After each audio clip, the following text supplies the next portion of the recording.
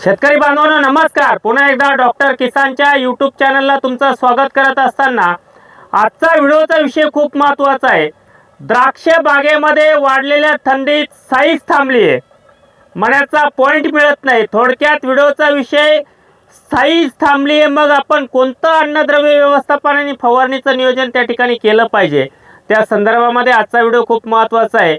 आपण ज्या शेतकऱ्याच्या प्लॉटमध्ये उभे आहोत, जवळजवळ माझ्या अंदाजे 65 दिवसाचा प्लॉट असेल तुमचा, बरोबर ना? उद्या 13 आहे ना? उद्या 13 आहे, 70 दिवसाचा होईल उद्या।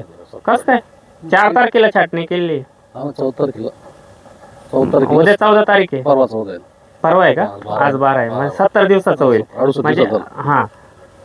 मग एक फक्त तुम्हाला एक प्रश्न विचारायचा आहे। तुमचे 2 व्हिडिओ यूट्यूबच्या माध्यमातून आपण दिलेले, तुमचं पूर्ण नाव सांगा। माझं नाव पोपट शिवराम आहे, राहणार माळो। जेवले नाही का आज? नाही, जेवण सकाळी झालं। मग आवाज का बरं कमी येतोय? माझ्यासारखं कडक आवाजात नाव सांगा ना तुमचं। माझं नाव पोपट शिवराम आहे, राहणार नांदूर नाका। बर, तुमचा मोबाईल नंबर? माझा मोबाईल नंबर 9423579868। मराठीत पण सांगा। 94 235 79 868। ठीक आहे। आता मी पण याच गावात राहतो। एकंदरीत घरच्या डॉक्टरचा गुण येत नाही असा काही विषय असतो, पण मग तुम्ही पूर्ण विश्वास ठेवला। यावर्षी खरड छाटणीमध्ये खूप लवकर पाऊस आला, सूर्यप्रकाश मिळाला नाही, पण मी तुम्हाला सांगितलेल्या फवारण्या तुम्ही करत आलात। आणि दुसरी एक महत्त्वाची गोष्ट की मी तुम्हाला सांगितलं होतं का असा पॉईंट तुम्हाला मिळून देईल, हा पॉईंट मिळाला। आता फक्त विषय काय आहे की तुमच्याकडे पण थोडंसं तुम्हाला पण वाटतं की 70 दिवस होत आले बाबा, साईज अजून मिळाली पाहिजे। मग तोच व्हिडिओचा विषय आहे की साईज मिळवण्यासाठी आपण कोणत्या फवारण्या केल्या पाहिजे, काय अन्नद्रव्य व्यवस्थापन केलं पाहिजे। एकंदरीत मामा म्हणजे तुम्ही आमचे मामाच लागतात। तर एक प्रश्न मी तुम्हाला या ठिकाणी विचारतो। तुमचे यूट्यूबला 2 व्हिडिओ आहे, फेसबुकला बऱ्याचशा शेतकऱ्यांनी बघितले। फक्त तुमचा खूप माझ्याहीपेक्षा चांगला अनुभव तो द्राक्ष इंडस्ट्रीमध्ये आहे, पण जे बदलतं वातावरण आहे यावेळेस तुम्ही कुठंतरी डॉक्टर किसानचा, डॉक्टर सुनील लिंडे म्हणजे मी तुमचा भाचा आहे, तुम्ही आमचं मार्गदर्शन सातत्याने घेत आला 70 दिवसापर्यंत, म्हणजे गोळीबारमध्ये आणि खरड छाटणीमध्ये पण तुम्ही मार्गदर्शन पूर्ण घेतलं। एकंदरीत काय अनुभव आला तुम्हाला की दरवर्षापेक्षा खर्चाची तुलना आणि क्वालिटीमध्ये काय फरक वाटला? खर्चामध्ये फरक पडलाच पडला, परंतु जेवढं लंगीच मला पाहिजे होतं ना म्हणायला तेवढं दरवर्षी मिळत नव्हतं। हां, ह्या पॉईंट मिळाला तो पॉईंट चांगला मिळाला। तर आता आपल्याला इथं साईजचं तुमची पण साईज वाढवायची आपल्याला। मग अशा वेळेस काच अवस्था ज्याला आपण म्हणतो, इलॉंगेशन व्हरायट्या असतील, गोल व्हरायट्या असतील, मामा जम्बो, बऱ्याचशा व्हरायट्यांमध्ये या परिस्थितीमध्ये साईज वाढवण्यासाठी आपण जो काही पिजाचा वापर करतो तिथं आपल्याला उकडे आणि बर्निंगची समस्या येते।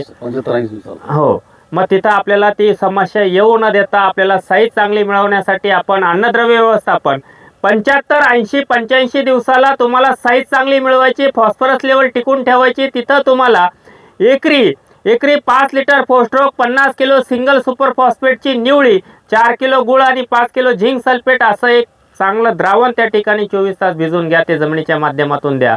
वरतून फवारणीच्या माध्यमातून भुरी रोगाचा प्रादुर्भाव आपल्याला त्या ठिकाणी होऊ द्यायचा नाही।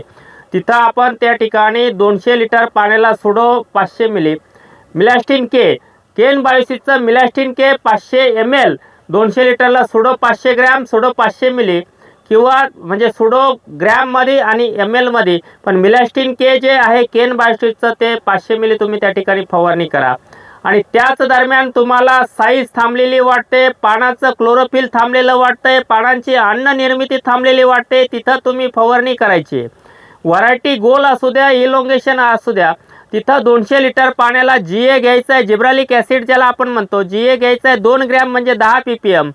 19 या खताची मात्रा घ्यायची तुम्हाला 500 ग्रॅम झिंक सल्फेट नीट लक्षात घ्या, झिंक चिलिटेड नाही, झिंक सल्फेट घ्यायचं आहे 200 ग्रॅम। असा एक स्प्रे करा, 1-2 दिवस जाऊ द्या। 1-2 दिवसानंतर तुम्हाला परत एकदा भुरी रोगासाठी तुम्ही त्या ठिकाणी potassium bicarbonate 500 gram, sulphur 100 gram असा एक स्प्रे करा। मामा पुढे या थोडं। आता हे जे बघतोय आपण, हे बघा घड थोडासा कडक वाटतोय, पॉईंट तर चांगला मिळालेला आहे। मग इथं आपल्याला काय करायचं आहे, इथं भुरी आणि घडाला लुसलुशीत करण्यासाठी एक चांगला स्प्रे तुम्हाला सांगतो, चिलिटेड कॅल्शियम 150 ते 200 ग्रॅम आणि त्याच्यासोबत स्कोर 100 मिली असा एक स्प्रे तुम्ही त्या ठिकाणी घेऊ शकता। जर भुरीचा प्रादुर्भावच आपल्याकडे दिसत नाही, घडाला लुसलुशीत करायचं आहे, तिथं तुम्हाला स्प्रे घ्यायचा आहे 200 लिटर पाण्याला वेगो मास्टर 500 मिली, टेक्याल 500 मिली, बोरॉन 100 ग्रॅम, जेणेकरून साईजमध्ये वाढ होईल, घड लुसलुशीत राहील आणि शेवटच्या अंतिम टप्प्यामध्ये ज्यावेळेस मण्यामध्ये पाणी येतं त्यावेळेस आपल्याला त्या ठिकाणी घड हा लुसलुशीत राहून घडाचा साईज असेल किंवा मण्याची साईज असेल, मण्याची लांबी असेल, ही जी लांबी आपल्याला मिळालेली, हे बघा मामा दाखवा ना, काही नाराज आहे का तुम्ही? एवढी चांगली लांबी मिळवून दिली. ही बघा, ही लांबी मिळवण्यासाठी आणि हे पानं आपल्याला 100-110 दिवसापर्यंत, तिकडे दाखव दादा, हेल्दी ठेवायचे, बरोबर ना? मग त्याच्यासाठी आपल्याला 13-0-45 मॅग्नेशियम सल्फेटच्या 4-4 दिवसाला 2-3 फवारण्या त्या ठिकाणी करायच्या आहे, पोटॅशियम नायट्रेट आणि मॅग्नेशियम सल्फेट. आता काही शेतकरी सांगतात 70-75-80 दिवसाला मी स्लरी सांगितली, त्यानंतर एक ॲप्लिकेशन तुम्हाला त्या ठिकाणी द्यायचं आहे, कॅल्शियम आणि मॅग्नेशियमचं 80-85 दिवसाला मण्यामध्ये पाणी यायच्या 8 दिवस अगोदर तुम्हाला एकरी 5 किलो 13-0-45, 5 किलो मॅग्नेशियम सल्फेट असा एक ड्रिपच्या माध्यमातून एक ॲप्लिकेशन तुम्हाला त्या ठिकाणी करायचं आहे. जसंही मण्यामध्ये 60-70% पाणी येईल त्यावेळेस एसएस मशीनच्या माध्यमातून असेल, चिमा मशीनच्या माध्यमातून असेल, तो कोणता स्प्रे द्यायचा त्याचा एक वेगळा व्हिडिओ तुम्ही पाठीमागे जाऊन बघू शकता. आजचा हा व्हिडिओ खूप महत्त्वाचा होता की जेणेकरून तुमचं थर्ड डीप झालंय, 60-65-70 दिवस झाले, काच अवस्थेत प्लॉट येतोय, 20 दिवसानंतर मण्यामध्ये पाणी येणार आहे 20-25 दिवसात, मग अशा वेळेस साईज थांबल्यानंतर आपण काय कामकाज केलं पाहिजे त्या संदर्भात आजचा व्हिडिओ तुम्ही शेवटपर्यंत बघितला. व्हिडिओ आवडल्यास तो लाईक आणि शेअर करायला विसरू नका. धन्यवाद.